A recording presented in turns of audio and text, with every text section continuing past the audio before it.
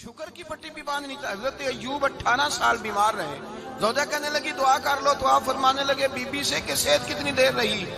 उसने कहा 60 साल।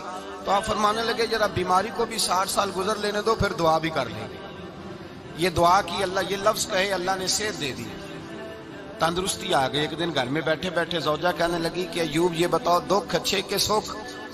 आप फरमाने लगे सारे दिन ही अल्लाह के हैं, पर दुख बड़े अच्छे थे। मुझसे पूछो तो दुख बड़े अच्छे थे। का किस तरह?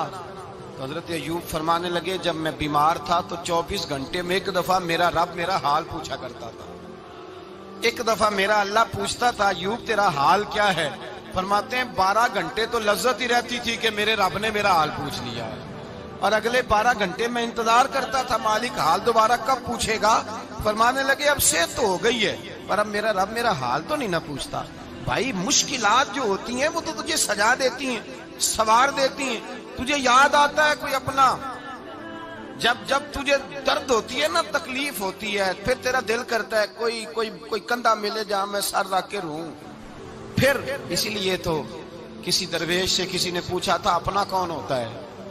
तो कहा जो तुझे दुख के वक्त याद आए वो तेरा अपना है। जो तुझे ऐन आजमाइश के वक्त याद आए और तुझे उसका नंबर फौरन तेरे मोबाइल पे चलने लगे, वो तेरा अपना सज्जन है, जिसको तू दुख के वक्त याद करे। तो भाई मुश्किलात के बाद जो अल्लाह आसानी देता है। हजरत इब्राहिम को आग में भी फेंका गया, हजरत इब्राहिम अलैहिस्सलाम को सताया भी गया, निकाला भी गया, लेकिन जब इन मुश्किलात से गुजरे तो मेरा रब फरमाता है वैसी बतला इब्राहिम रब्बुहु बिकलिमातिन फअतम्महुन्ना काला इन्नी जाइलुका लिन्नासि इमामा। कहा जब इब्राहिम पूरे उतरे तो फिर हमने उन्हें इमाम बना दिया। या अल्लाह किस तरह की इमामत दी? फरमाया मैंने इतनी आला शान अता की है कि अपने लाडले रसूल को जनाब इब्राहिम की नस्ल में पैदा फरमा दिया है। मैंने मुस्तफा को उनकी नस्ल में पैदा कर दिया, कयामत तक के लिए उनका वकार बढ़ा दिया। अल्लाहुम्मा सल्ली अला मुहम्मदिन व अला आले मुहम्मद कमा सल्लैता अला इब्राहीम व अला आले इब्राहीम। उनकी अजमत बढ़ा दी, इसलिए कि जब वो आजमाइश से गुजर करके आए फिर जो आसानी दी। मेरे नबी पाक सल्लल्लाहु अलैहि वसल्लम ने दीन इब्राहिमी की बहुत सारी चीजों को रखा, कहा मैं मिल्लत इब्राहिमी पे हूँ। जब कोई मुश्किलात को अबूर करके आता है, जब कोई तकलीफें सह करके आता है, उसके लिए जो अजर होता है, उसके लिए जो फिर अल्लाह कितनी जरा बड़ी तवज्जो कीजिएगा। लोग समझते हैं फला आदमी मुश्किल में है तो शायद मुश्किल में ही रहेगा, फला आजमाइश में है तो शायद आज। मेरा अल्लाह फरमाता है एक मुश्किल दे के मैं 2 आसानियां भी दूंगा। तुम मुश्किल देख रहे हो, मुश्किल ना देखो, वो जो इसको बाद में आसानी आने वाली है, और डबल जो मैं इस पर नेमत करने वाला हूं उसको देखो। हजरत यूसुफ को भाइयों ने कुएं में डाल दिया था, और जब कुएं से निकले तो मिस्र के बाजारों में बिके, और फिर जुलेखा ने इल्जाम लगाया तो हालात बिगड़ गए। हजरत यूसुफ को जेल जाना पड़ा। कितनी कठिन जिंदगी थी, लेकिन मेरे मालिक को कुछ और ही मंजूर था। कुएं में गिरने वाले, बाजार में बिकने वाले, जेल में जाने वाले, इल्जाम लेने वाले जनाब यूसुफ को रब करीम ने उसी मिस्र का बादशाह बना दिया। अल्लाह पाक ने उसी मिस्र का हुक्मरान बना दिया।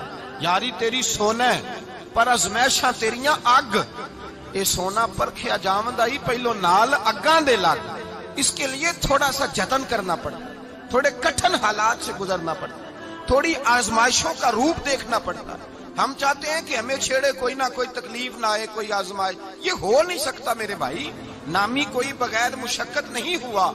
100 बार जब अकीक कटा तब जाकर नगी हुआ।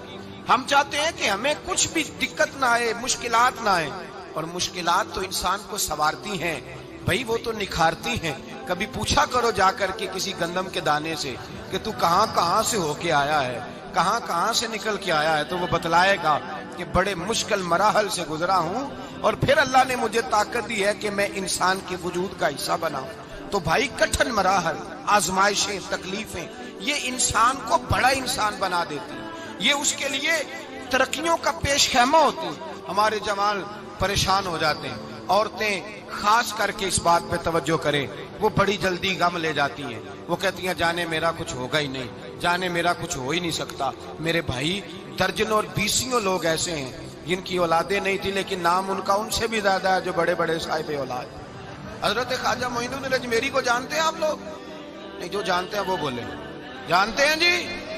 لو جی، کافی سارے جانتے ہیں، تھوڑے جی رہ گئے والے جانتے ہیں نا خواجہ صاحب کو؟ ان کے کسی بیٹے کو جانتے ہوں؟ نہیں جانتے، نہیں جانتے، نہیں جانتے آپ ان کے بیٹے کو۔ حضرت خواجہ معین الدین اجمیری رحمت اللہ تعالی علیہ کے بیٹے کو نہیں جانتے، لیکن ویسے آپ ہندوستان میں کسی آدمی کو چھیڑ کے دیکھیں، وہ کہے گا میں خواجہ صاحب کا روحانی بیٹا ہوں، میں اولاد۔ حضرت غوث اعظم رضی اللہ تعالیٰ عنہ کی اولاد کو کم لوگ جانتے ہیں، لیکن آپ ویسے کسی کو پوچھ کے دیکھیں 11ویں والا پیر کون ہوتا ہے، ہر آدمی ہاتھ اٹھا کے بتائے گا خدا کے فضل سے ہم پر ہے سایہ غوث اعظم کا، ہمیں دونوں جہاں میں ہے سہارا غوث اعظم۔ لوگ جھوم کے بتلائیں میرے بھائی، یہاں لوگ پریشان ہو جاتے ہیں کہ اولاد ہوگی تو یہ ہوگا، فلاں ہوگا تو یہ ہوگا۔ بھائی ایسی کوئی بات نہیں، میرے پاس پیسے ہوتے تو میرا ابا بیماری سے فوت نہ ہوتا۔ جو مالدار ہوتے ہیں تو کیا وہ بچ جاتے ہیں؟ حضرت اسرائیل انہیں چھوڑ جاتے ہیں؟ او خدا کے بندے، تو کیسی بات کر رہا ہے؟ آپ کی نئی نئی دوستی ہوتی ہے تو حالات اور ہوتے ہیں، تو 6 مہینے کے بعد حالات اور 6 سال کے بعد اور ہوتے ہیں، اور پھر جب وقت بیت جائے تو پھر معاملات۔ لیکن آپ کو استقامت دکھانی ہے، ڈٹنا ہے، کھڑا ہونا، مسائل کے سامنے رکنا ہے۔ مسائل سے بھاگ جانا، نظریں چرانا، میرا گھر میں دل نہیں لگتا، میں کہیں اور رہوں گا، میں ملک میں نہیں رہوں گا، میں ان رشتہ داروں کے بیچ وقت نہیں گزاروں گا، یہ انداز ٹھیک نہیں۔ اسلام نے گوشہ نشینی کو ناپسند کیوں کیا ہے؟ رہبانیت کو ناپسند کیوں کیا ہے؟ سارا کچھ چھوڑ چھاڑ کے، حقوق چھوڑ کے تنہائی میں بیٹھنا، رہبانیت کو کیوں ناپسند کیا؟ لوگوں کے بیچ رہو، ان کی تکلیفوں پر صبر کرو، ان کی طرف سے آنے والے دکھوں کو برداشت کرو، اور میدان میں رہو اور ڈٹنا سیکھو، اور ان چیزوں کا خیال۔ آپ دیکھیں نا، قرآن مجید کا ایک مقام ایسا ہے جس میں اللہ تعالیٰ نے نا حضور کو گنجائش دے دی، یعنی ہمیں اگر گنجائش مل جائے، کرو چاہے نہ کرو، تو فٹافٹ لوگ گنجائش پہ عمل نہیں کرتے۔ بھئی نفل چاہے بیٹھ کے پڑھ لو، چاہے بیٹھ کے پڑھنا تھا نا تو سارے بیٹھ کے ہی پڑھتے ہیں، اللہ ماشاءاللہ تھوڑوں کو چھوڑ کے۔ مسواک نہ ملے تو چلو انگلی استعمال کر لو، مسواک نہ ہو تو اب کیا ہوتا ہے؟ زیادہ تر انگلی استعمال کر لیتے۔ ہم گنجائش پہ جلدی عمل کرتے ہیں، لیکن حضرت عائشہ صدیقہ رضی اللہ تعالی عنہ فرماتی ہیں کہ اگر امت کے حق میں احکام لینے کی باری آتی تھی تو حضور آسانی کو پسند کرتے تھے۔ آپ کی توجہ ہے میری بات پر؟ لیکن جو اپنا معاملہ تھا نا حضور کا اپنا، اس میں جو استقامت کا حسن تھا وہ بڑا دیدنی ہے۔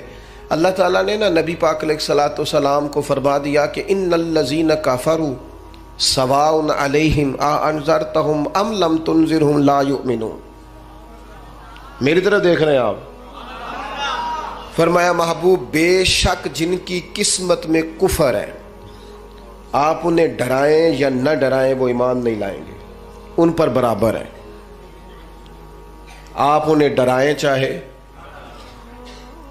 چاہے، یہ وہ لوگ ہیں جنہوں نے اتنا کفر کیا ہے کہ اب اللہ نے ان کے دلوں پر مہر لگا دی ہے۔ اب آپ ڈرائیں نہ ڈرائیں، سواء علیہم، ان پر برابر ہے۔ صحابہ نے حضور سے پوچھا یا رسول اللہ، آپ کو اللہ تعالیٰ نے کہہ دیا ہے کہ یہ جو پکے کافر ہیں نا، جن کی قسمت میں کفر ہے، جنہوں نے اپنے حق میں مہریں لگوا لی ہیں، ابو جہل ہے، ابو لہب ہے، آپ کو اجازت ہے ان کو ڈرائیں چاہے؟ تو حضور کیا کرنا ہے؟ تو نبی کریم علیہ الصلوۃ والسلام نے پتہ کیا فرمایا؟ فرمایا مجھے میرے رب نے روکا نہیں، اور کہا ہے سواء علیہم، ان پر برابر ہے، مجھے ڈرانے کا اجر ملے گا، لہذا میں انہیں ڈراتا ہی رہوں گا۔ حضور پیغام حق دیتے ہی رہے، نبی پاک علیہ السلام پیغام دین دیتے ہی رہے، اور حضور نے پہلے دن جو نعرہ لگایا تھا نا، دین میں آ جاؤ، وہی نبی پاک علیہ السلام کا نعرہ ہمیشہ موجود رہا۔ حضور نے صحابہ سے فرمایا کہ جب تم میدان میں چلے جاؤ، جنگ میں آمنا سامنا بھی ہو جائے، صف بندی بھی ہو جائے، تلواریں نیام سے باہر بھی نکل آئیں، پھر بھی پہلے لوگوں کو دعوت دین دینا۔ اگر کلمہ پڑھ لیں تو پھر ہمارا ان کے ساتھ کوئی جھگڑا، ادھر دیکھیں جی، پھر ہمارا ان سے کوئی جھگڑا۔ اپنی زندگی میں استقامت پیدا کریں، مضبوط رہیں۔ ہمارے بچے نوجوان ایک کام شروع کرتے ہیں، 6 ماہ کے بعد دوسرا شروع کر لیتے ہیں، پھر اگلے 6 ماہ کے بعد ان کا پروگرام کوئی اور بن جاتا ہے. پھر 2 سال گزرتے ہیں تو کہتے ہیں میں اتنے کام ہی نہیں کرنا, میں باہر جانا. او بھائی تو کہیں ٹھہر تو صحیح. اگر بندہ استقامت سے کرے نا, میرے ابا جی کہا کرتے تھے او وٹا بھی کلے پیار ہوئے تو پارا ہو جاتا ہے. اور شرط یہ ہے کہ کہیں ٹھہرے تو صحیح نا, اس کے ساتھ بھی مٹی آ کے تھوڑی تھوڑی لگ جاتی. زندگی میں استقامت ایک سبق. دوسری بات یہ, استقامت کس کو نصیب ہوتی ہے؟ جو بندہ بردبار ہو, حلیم الطبع ہو, جلد بازی نہ ہو طبیعت میں, کوئی ٹھہراؤ ہو, کوئی سکون ہو. ہمارے ہاں نا لوگوں کو جلدی بڑی ہے, بڑی جلدی ہے. امیر ہونے کی بھی جلدی ہے, بڑے ہونے کی بھی جلدی ہے. اور بعض لوگ ایسے ہیں جن کو ابھی 6 مہینے نہیں ہوئے, نماز شروع کی, انہیں ولی بننے کی بڑی جلدی ہے. وہ کہتے ہیں میں پورا سال ہو گیا پیر صاحب کے پاس آنا, ابھی تک کامل ولی کیوں نہیں بنا؟ او بھائی تو ٹھہر جا, تھوڑی سی نا طبیعت میں حلیمی ہو, بردباری ہو, مزاج میں ٹھہراؤ. جتنا آپ جن کاموں میں جلدی کا حکم ہے ان میں جلدی کرتے نہیں.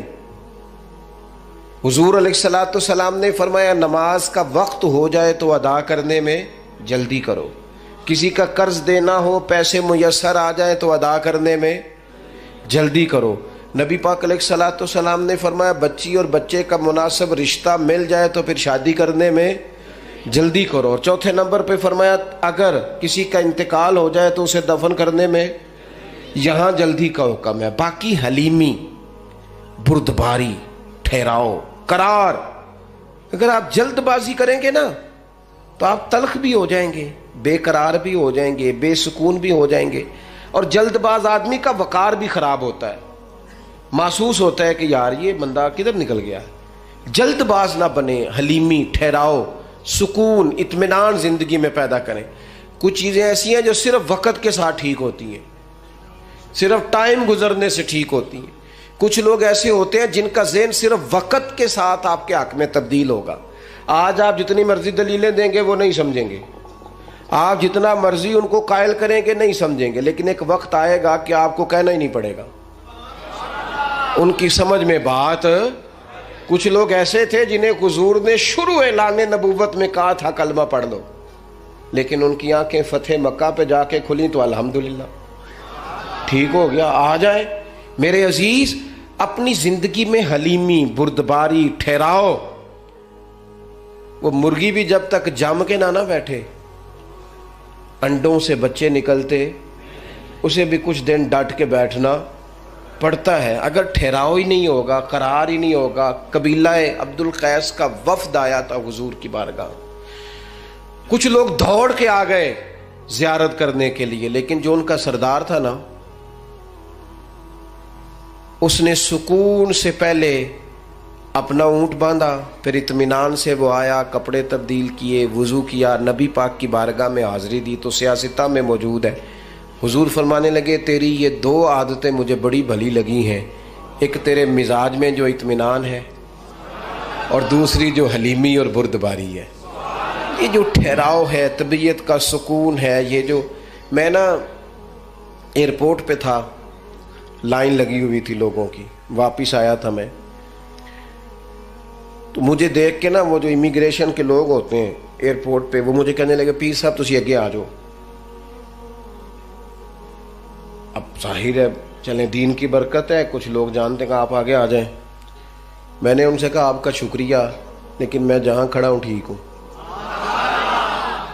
اور میں ہوں بھی بالکل ٹھیک, مجھے جلدی بھی کوئی نہیں, کوئی جلدی نہیں کسی قسم کی. وہ پھر کہنے لگا آپ آگے آ جائیں. میں نے کہا نہیں آتا, میں ادھر ٹھیک ہوں, بالکل بالکل اطمینان میں ہوں, ٹھیک ہوں. 10-15 لوگ تھے, میری باری آ گئی, میں نے اس کا شکریہ ادا کیا, اور ساتھ میں نے اسے پتہ کیا کہا, جو لوگ اتر کے آئے تھے وہ سارے اکٹھے ہی تھے. میں آگے آ جاتا تو انہوں نے کہنا تھا دیکھو جی مولوی خود مساوات کا درس دیتے ہیں, لائن کراس کر کے چلے گئے. اور دوسری بات یہ ہے کہ میں اگر آج سے مور جلدی بھی لگوا لیتا تو پتہ نہیں وہاں سامان والے چین پہ کتنی دیر کھڑا رہتا. تو فائدہ کیا ہے ان جلد بازیوں کا؟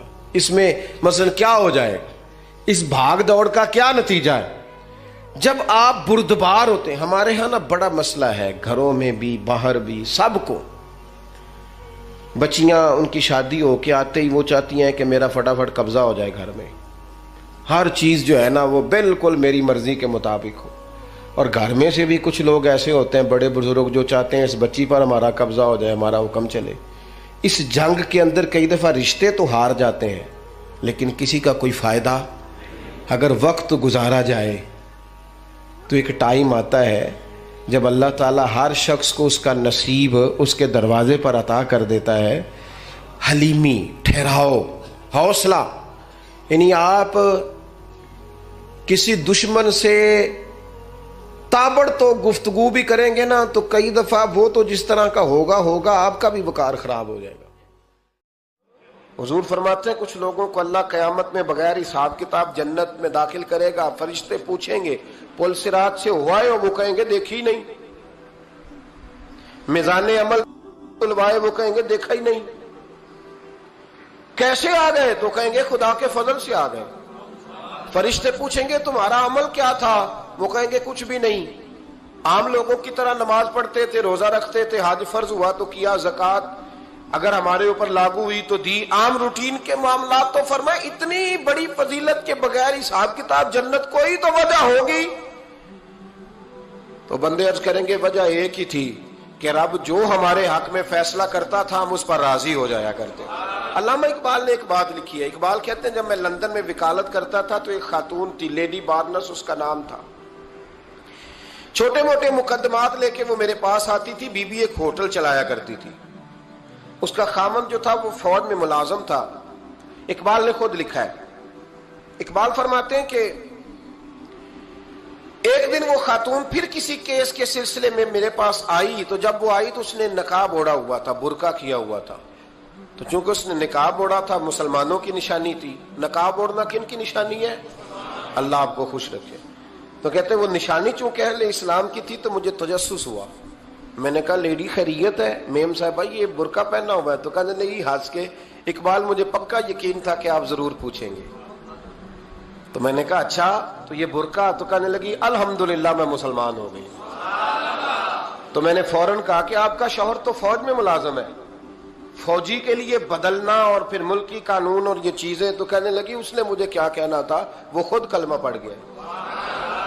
تو کہتی ہیں میں اور متجسس ہوا. وہ کیس کی بات کرتی تو میرا تجسس بڑھ گیا. میں نے کہا تو کیس چھوڑ کے بتا کلمہ کیسے پڑھا؟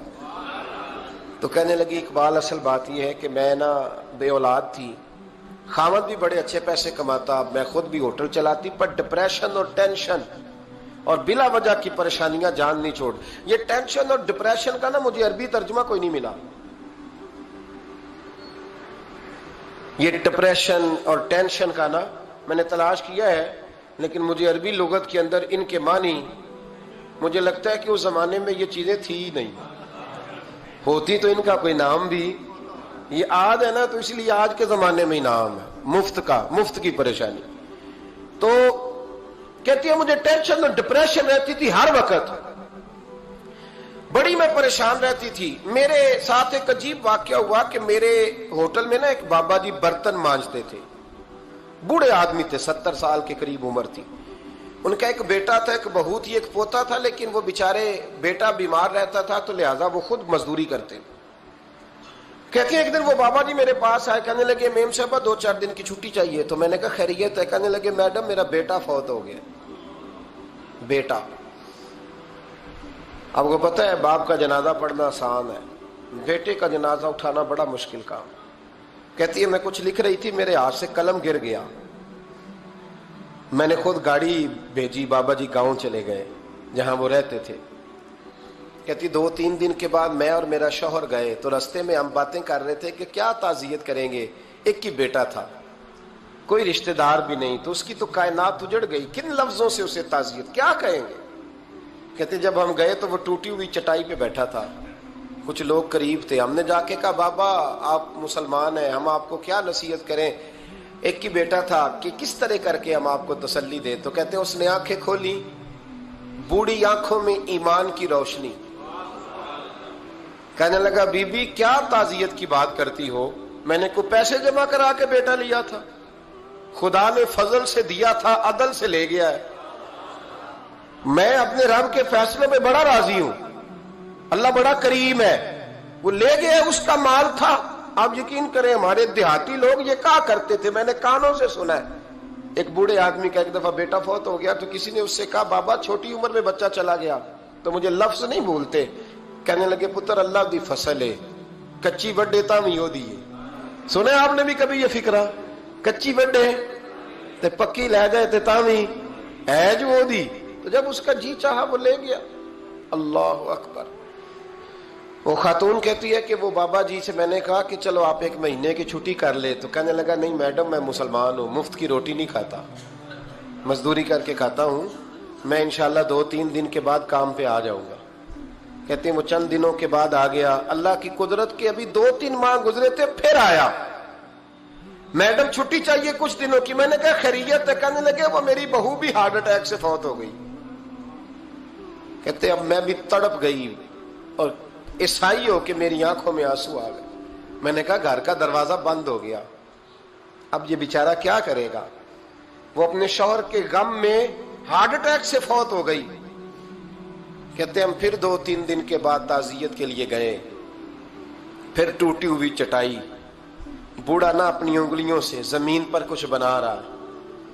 کہتی قریب گئی اور میں نے جا کے کہا بابا اب تو تسلی آپ نے خود ہی کرنی ہے, جو نظام تھا وہ تو ہو گیا. تو کہتے ہیں پھر اس نے آنکھیں کھولی, آسمان کی طرف دیکھا تو کہنے لگا بیٹی کوئی پریشانی نہیں, میرا بیٹا بغیر شادی کے بھی تو فوت ہو ہی سکتا تھا نا, بس میرے مالک نے جب چاہا جیسے چاہ ہوا. میں انشاءاللہ 2-4 دن کے بعد کام پہ آؤں گا. یہ میرا 3-4-5 سال کا پوتا ہے, ابھی اسکول داخل ہوا ہے, میں ساتھ لے آؤں گا, وہاں میرے ساتھ اوپر کوارٹر میں جہاں میں رہتا ہوں یہ بھی رہے گا. کہتی ہے میں سختے میں آ گئی اس کی کیفیت دیکھ کے. وہ پوتے کو ساتھ لے آیا. کبھی کبھی میں دیکھتی چھت پہ کھڑے ہو کے کہ دادا گھوڑا بنا ہوا ہے اور پوتا سواری کر رہا ہے. وہ سویرے اٹھتا, اس کو سکول چھوڑ کے آتا, شام کو لے کے آتا, پیار کرتا, محبت کرتا. 3ری منزل پر ہم نے کوارٹر دیا ہوا تھا, وہاں دادا پوتا رہتے. اللہ تو بڑا بے نیاز ہے. کہتی ہے اقبال ایک دن نا پوتا اوپر والی منزل پہ کھیل رہا تھا, اس کا پیر پھسلا, وہ گردن کے بل زمین پہ گرا. مجھے خبر ہوئی تو میں دوڑی, ایمبولینس منگائی. خون سے لتھڑے ہوئے اس بچے کو دادے نے اپنی گود میں رکھا. اور جب ہم ہسپتال کی طرف گئے تو ہاسپٹل بعد میں آیا, جناب اسرائیل پہلے آ گئے اور کہتے ہیں وہ گود میں دم توڑ گیا. پھر دادے نے اسے اپنے ہاتھوں سے غسل دیا, پھر اس نے اپنے بوڑھے ہاتھوں سے قبر کھودی اور پھر مٹی ڈال کے کہنے لگا انا للہ و انا الیہ راجعون. جے سونا ہی میرے دکھ وچ راضی, جے سونا ہی میرے دکھ وچ راضی. پھر سکھ نو چلے ڈاواں. کہتے ہیں وہ مٹی ڈالی اس نے, اور جب وہ واپس پلٹا تو میں بازو سے تھام کے ہوٹل قریب لائی اور میں نے اس کے قریب کہا کہ بابا تو ٹوٹ گیا ہے, تو بکھر گیا ہے. مجھے محسوس ہوتا ہے کہ اب نہ تیری راتیں اور تیری صبحیں اور تیری شامیں غموں میں گزریں گی. تو کہتے ہیں یوں اس نے ہاتھ رکھے اور یوں آنسو چھٹک دیے. کہنے لگا میڈم کیوں میرے اندر کوئی عقیدہ نہیں, میں کوئی لوارث ہوں, میرا کوئی رب نہیں, میں کیوں پریشان رہوں گا؟ میں تو پکا ہوا پھل ہوں, تھوڑے دن گزریں گے قبر میں جاؤں گا, اور جب جنت میں جاؤں گا تو اللہ میری بیٹے سے بھی ملاقات کرائے گا, میرے پوتے سے بھی ملاقات کرائے گا, میرا رب ساری ملاقاتیں کرا دے گا. میں اپنے اللہ کی رضا پہ بڑا راضی ہوں. وہ خاتون کہتی ہے میرا اور میرے شوہر کا کلیجہ پھٹنے لگا. میں نے کہا بابا یہ جذبہ کہاں سے ملتا ہے, یہ سکون کہاں سے آتا ہے, یہ کیفیت کیسے ملتی ہے؟ مجھے کہنے لگا تو نے لینی ہے. میں نے کہا, تو کہنے لگا تو بھی گنبد خضرا والے نبی کا کلمہ پڑھ جا, تو بھی رسول اللہ کا کلمہ پڑھ جا.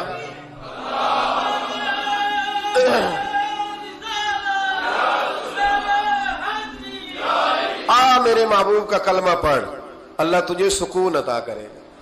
ایک حدیث نہ پڑھ لو مسلم شریف سے, بخاری سے ایک حدیث نہ پڑھ لو تاکہ یہ بات مضبوط ہو جائے.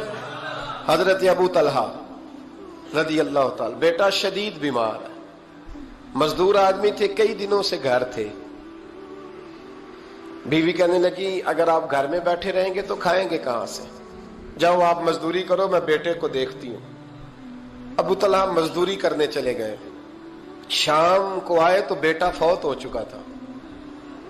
औरतें बेहौसला होती है ना अक्सर, पर बीवी ने सफेद कपड़ा डाल के कमरे में रख दिया। बेटा, माँ और बेटा को नाप तक है रिश्ता, बेटे में सफेद चादर डाल के कमरे में रख दिया। हजरत अबू तलहा अंसारी आए, बेटे का क्या हाल है? कहने लगी अल्लाह की रहमत में है। अल्लाह की, कैसा जुमला है, अल्लाह की रहमत में है। खामद ने खाना खाया, बीवी से मिलने को दिल किया तो मुलाकात हुई। फारिग होके बैठे तो खातून उठ के ना खामद के करीब गई, उसका हाथ थामा, कहने लगी नबी करीम अलैहिस्सलाम के सहाबी हो, एक मसला दरियाफ्त करना था, बताओगे? कब पूछो। कहने लगी अगर कोई आपके पास अमानत रखवाए और फिर अपनी अमानत वापस मांगे तो क्या करोगे? हज़रत अबू तलहा कहने लगे पूछने वाली क्या बात है, जिसकी अमानत है वापस कर देंगे। अब जौजा रोई, अब सबर वाली बीबी रोई, अब मां रोई, आंसू टपके आंचल से पूछ के कहने लगी अबू तलहा वो बेटा भी अल्लाह की अमानत था और रब अपनी अमानत ले गया है, उठो गुस्ल कफन का बंदोबस्त करो।